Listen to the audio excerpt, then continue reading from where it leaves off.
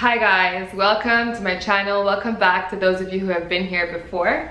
Today I'd like to discuss stomach health, gas and bloating, and how to have a flat stomach without going to the gym. So I want to discuss some things that you can do to help yourself to keep a flat stomach, and these things do not involve going to the gym. So if that's something that would interest you guys, then please keep watching. Click that subscribe button and give this video a thumbs up before you forget, and let's get right into it.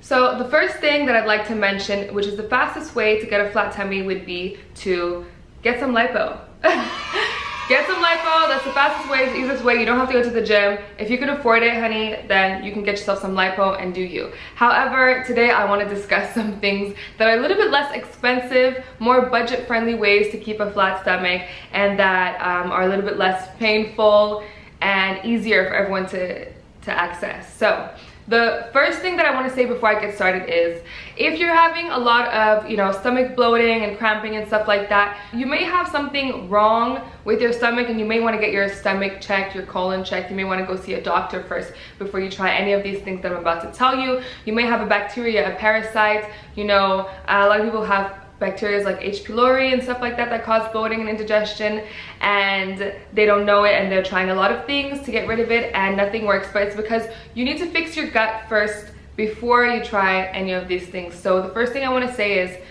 maybe you need to go see a doctor before you try anything here, because it's not normal to be extremely bloated all the time, especially if you're not overweight. So now that we have that out of the way, I want to start with the first thing, and the first thing is, I'm not going to keep it for last, because honestly, for me, it's the most important thing that I found helped me the most with keeping my flat stomach. With flying and everything, we're up in the air, we get so gassy, we get so bloated, and I found that this thing really helped me to decrease my bloating and keep my stomach flat throughout all my years of flying with Emirates. So that number one thing that I want to share with you today is probiotics. Probiotics is such an important part of my life. I love probiotics. So I want to recommend that if you do have any stomach issues, that you try probiotics. But not just any probiotics, you should definitely get a good quality probiotics. You want to do your research before trying new supplements, and I recommend that you don't get the cheapest probiotic, but you don't need to necessarily get the most expensive probiotics. You want to look for probiotics that are live, that don't have toxic chemicals and preservatives in them, and so on and so forth. So you want to do your research before you pick a probiotic.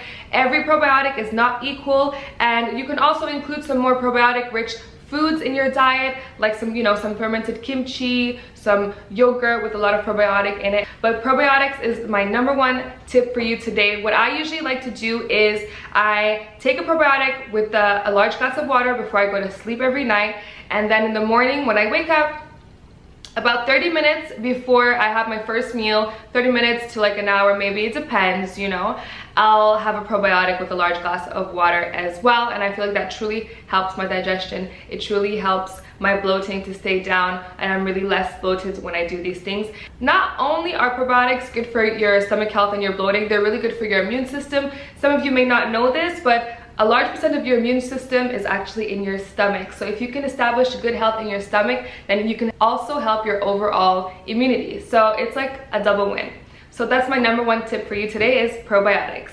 So the second thing that I'd like to mention today is something that I do when I feel like I'm having digestive issues, and that is avoid inflammatory grains like wheat and other grains that are really high in gluten. So you're gonna want really easily digestible grains, like maybe amaranth, oatmeal. Grains that are lower in gluten and higher in fiber are grains that are easier to digest. Maybe some millet, some rye, more ancient grains, I feel like are easier to digest. So try reducing your gluten intake, but increasing your fiber intake in a way, if that makes sense. So that's one thing that I like to do. So I'll avoid like white bread, I'll avoid white pasta and things like that when I'm suffering with a lot of bloating. So the third thing that I want to mention to you today is rule out any intolerances. You may have some food intolerances that are causing you to bloat and you just don't know it. So you might want to do like an allergy test. You might want to go see a healthcare professional and get that done.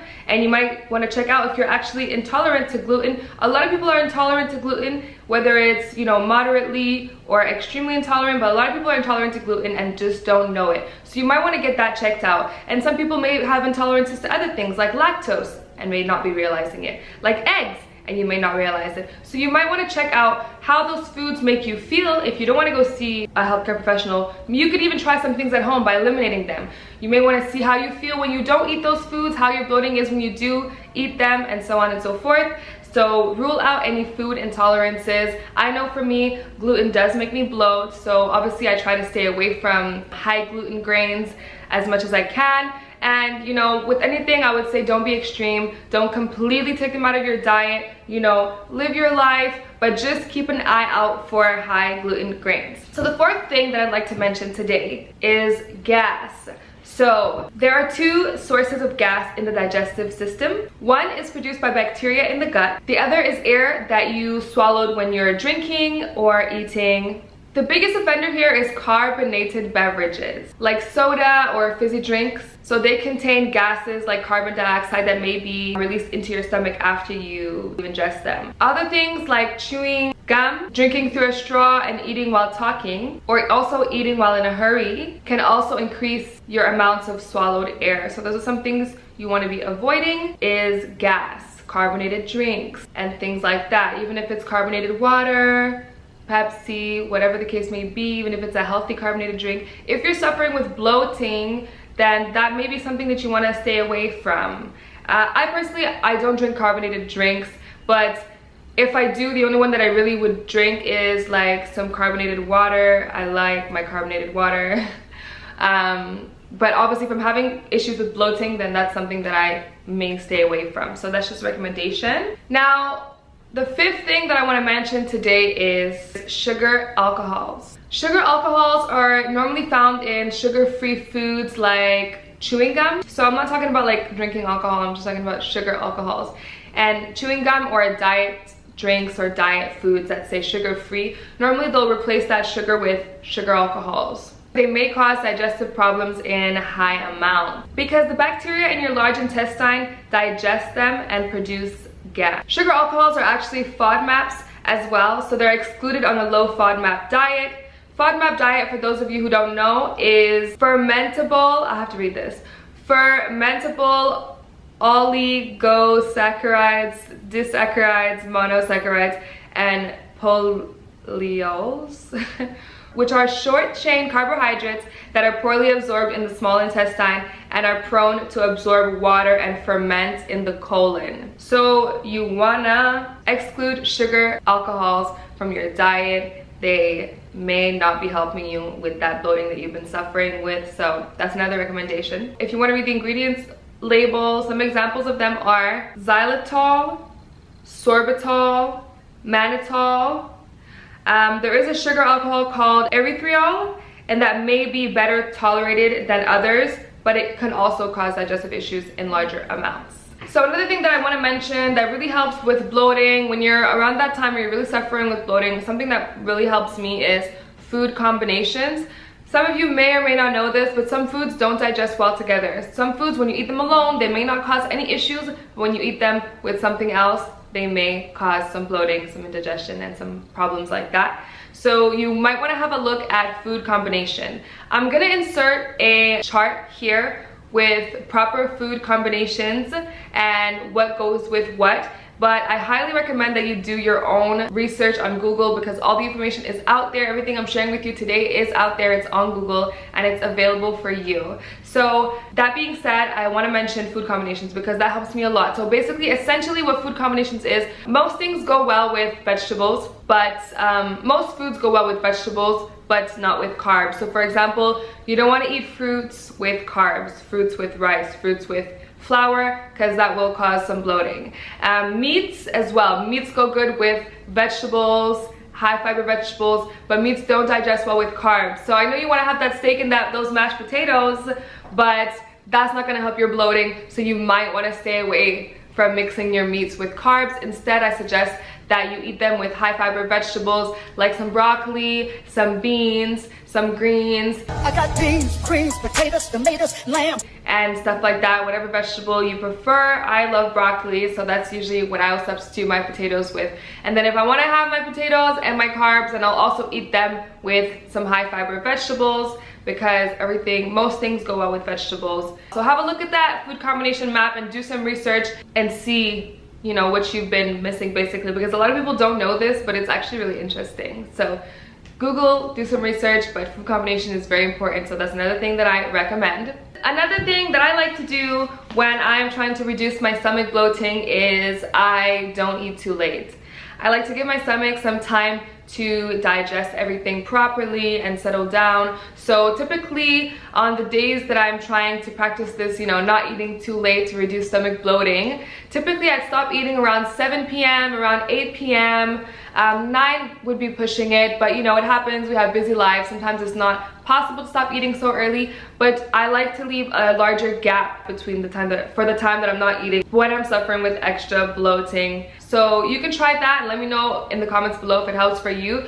Another thing that I'd like to mention, and this is going to be the last tip for today because I could really go on forever on this topic, and if you do want to hear some more, please let me know in the comment section below. I'm more than happy to make another video on how you can reduce your stomach bloating and have a flat stomach without going to the gym. So the last thing that I want to mention today is wormwood. Wormwood is sometimes sold in the tincture with black walnut, and that tends to be quite good with stomach health, but wormwood on its own is also very good. Human studies show that a 1 gram capsule of dried wormwood may prevent and relieve indigestion or discomfort in your upper abdomen. This herb may promote the release of digestive juices, which can help optimize healthy digestion and decrease that bloating that we want to get rid of. So that's it. That's my last recommendation for you guys today. It's wormwood. It is something that I do incorporate in my own life. So, and all these things that I mentioned to you today are things that I alternate with when I'm trying to decrease my stomach bloating.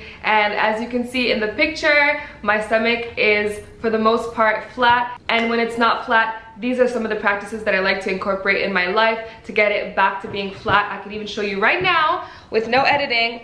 My stomach is very flat, and this is me pushing it out, and this is me just, you know, how I'm not sucking it in, but this is how it looks when I'm just flexing. And mostly when I'm standing, I'm flexing, I'm keeping my core engaged. So that's how it looks. So as you can see, I do have a flat stomach. So I do hope that these tips were helpful for you today. And if you'd like to see more videos like this, then please subscribe, give it a thumbs up, and leave me a comment in the comment section below. Thank you so much for watching. I hope to see you again. Bye!